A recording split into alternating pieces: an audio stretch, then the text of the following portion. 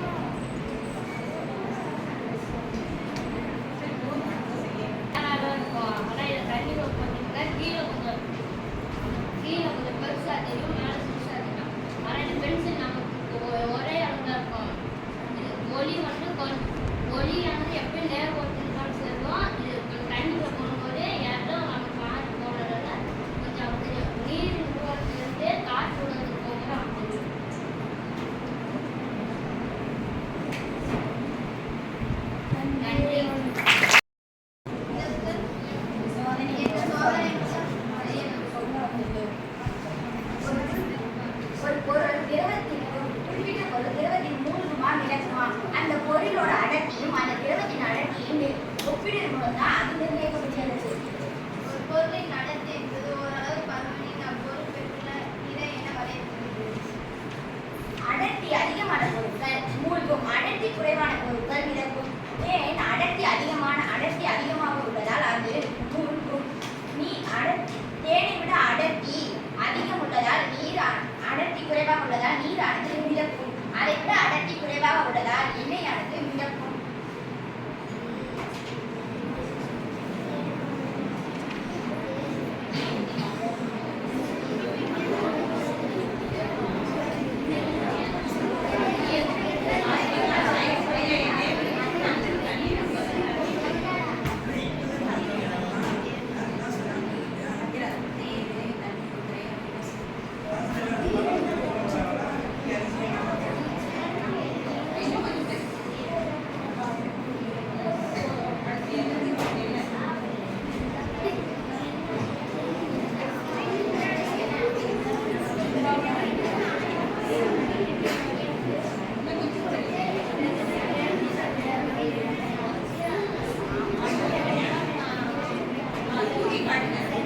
இந்த மூன்று திரவங்களும் வெவ்வேறு அடர்த்திகள் உள்ளதால் ஒவ்வொரு அடுக்கான நமக்கு தெரியும்.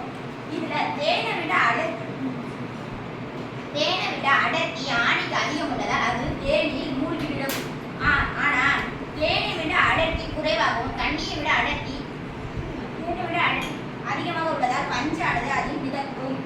ஆனால் எண்ணெயை விட அடர்த்தி அதிகமாக உள்ளதுனால அந்த மூடியானது எண்ணெயிலேயே அப்படியே மிதக்கும்.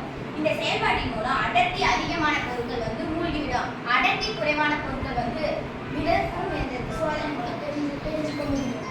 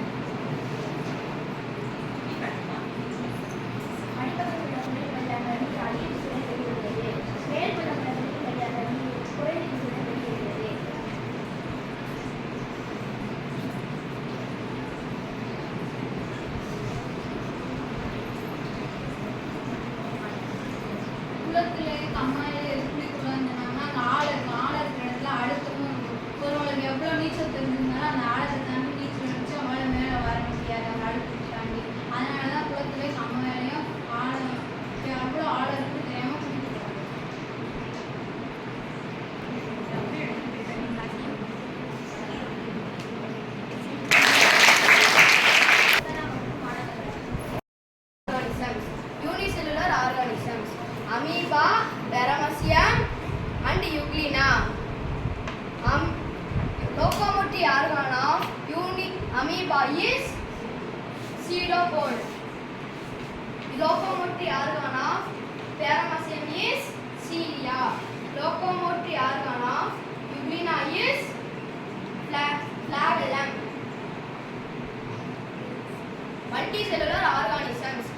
animals, plants, birds and human beings. Fish is the multicellular